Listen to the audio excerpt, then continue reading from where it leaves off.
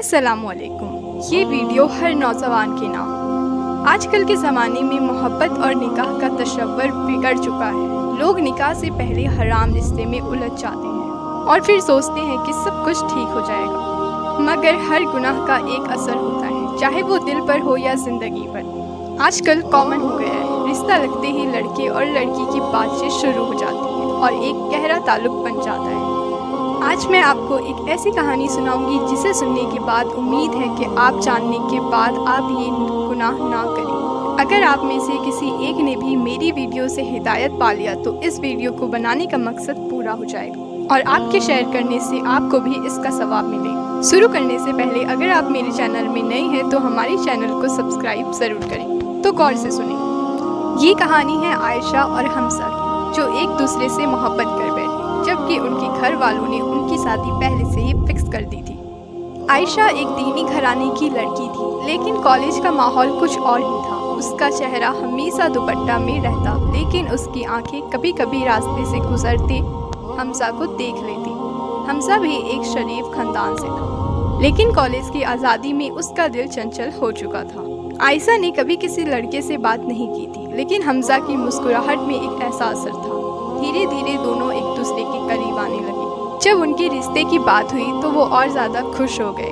फिर उनकी बातचीत शुरू हुई, पहले व्हाट्सएप पर सलाम दुआ और फिर कॉल्स और फिर मुलाकातें। उनके घर वालों ने दोनों की शादी बचपन में ही फिक्स कर दी थी, लेकिन दोनों को इस बात का पता नहीं था। शायरी और फूलों के साथ हराम मुलाकातें भी हो रही थी। एक दिन जब उनके रिश्ते को 1 साल हो गया, हमजा ने आयशा से कहा, अब तो हम वैसे भी एक दूसरे से शादी करने वाली हैं, फिर क्या फ़र्क पड़ता है अगर हम आज एक दूसरे के करीब एक दूसरे को टच करें। आयशा ने थोड़ा रुका, थोड़ा समझाया, लेकिन फिर उससे कहा, आखिर तुम मेरे होने वाले शौहर हो। उस रात उन दोनों ने एक दूसरे का पहले हाथ पकड़ा और फिर और ज़्यादा भी करीब हो गए। हमजा और आयशा दोनों ही शर्मिंदा भी थी, लेकिन दोनों ने खुद को तसल्ली दी, हमने सिर्फ वक्त से पहले प्यार किया है, अल्लाह माफ़ कर देगा ये सोचकर। 2 महीने बाद जब उनके घर वालों ने रिश्ता फाइनल किया, दोनों ने खुशी से हाँ कह दी। सब कुछ परफेक्ट लग रहा था। निकाह का दिन आया, काजी साहब ने इजाज़त ली और हमजा ने कबूल कहा। हमजा और आयशा की शादी हो तो गई थी, लेकिन वो रात जो उन्होंने निकाह से पहले गुनाह में गुजारी थी, वो उनकी ज़िंदगी का सबसे बड़ा साया बन चुका था। उन्होंने कभी अल्लाह से सच्ची तौबा नहीं की। दोनों समझते रहे कि अब तो हम शादीशुदा हैं, सब कुछ ठीक हो गया, लेकिन अल्लाह का निज़ाम सब कुछ लिख रहा था। शादी के चंद हफ्तों बाद आयशा अक्सर उदास रहती थी। उसे लगता हमजा अब उससे मोहब्बत नहीं करता। हर वक्त उसका शक और खौफ उसके दिल को खा रहा था। आयशा ने कहा, तुमने मुझसे निकाह से पहले बहुत सी मुलाकातें की, क्या पता तुम किसी और लड़की के साथ भी वैसे ही कर चुके हो। हमजा गुस्से में कहता, तो तुमने भी तो मना नहीं किया था, हर गुनाह में तुम भी शरीक थी।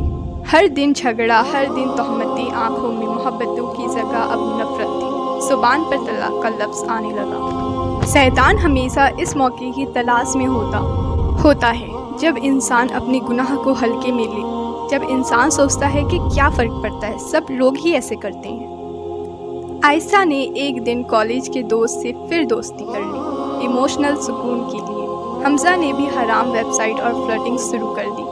दीन दूर होता गया, नमाज छूट गई, दिल में सुकून ख़त्म हो गया। एक दिन हमजा ने कहा, हम एक दूसरे के लिए नहीं बने, और एक दिन आयशा ने कहा, शायद अल्लाह ने हमें इस गुनाह की सज़ा इस रिश्ते के रूप में दी है। 1 साल बाद दोनों ने तलाक ले ली, कोई बच्चा नहीं हुआ और मोहब्बत तो पहले ही मर चुकी थी। आयशा अपने घर वापस चली गई। लोग पूछते क्यों तलाक हुई, वो चुप रहती, लेकिन उसके आंसू उसका सच कह देते।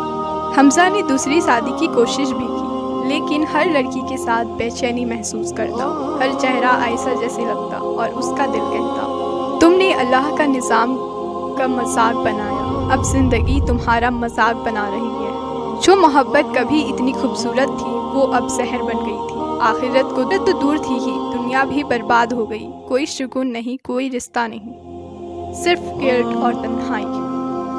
आयशा डिप्रेशन में चली गई। इलाज के लिए साइकोलॉजिस्ट के पास लेकर जाया गया। हमजा ने भी ज़िंदगी से थक हार कर हराम चीज़ें अपनाई। इस कहानी का पैगाम ये था, गुनाह अगर तौबा के बगैर रहे तो ज़िंदगी में बर्बादी ज़रूर आती है। نکاح سے پہلے کا حرام رشتہ شیطان کو خوشی دیتا ہے اور انسان کو درد اور رسوائی۔ ہدایت نہ ملے تو انسان گناہ کو ہی زندگی سمجھنے لگتا ہے اور اللہ کی رحمت سے دور ہو جاتا ہے۔ شیطان کا سب سے بڑا فریب یہ ہے کہ اب تو شادی کر لی، سب معاف ہو گیا۔ حرام محبت کبھی حلال زندگی کو خوشی نہیں دیتی۔ محبت کرو مگر صرف نکاح کے ذریعے۔ گناہ میں سکون نہیں، صرف شیطان کی خوشی ہوتی ہے۔ اگر کبھی غلطی ہو جائے تو اللہ کے در پر لوٹ آؤ، کیونکہ وہ سب سے زیادہ معاف کرنے والا ہے۔ محبت حلال طریقے سے کی جائے تو زندگی میں برکت ہوتی ہے۔ نکاح سے پہلے حرام رشتے فیوچر کو سب گرٹ اور درد میں لے آتے ہیں۔ آپ کو میری ویڈیو کیسی لگی کمنٹ میں ضرور بتائیں۔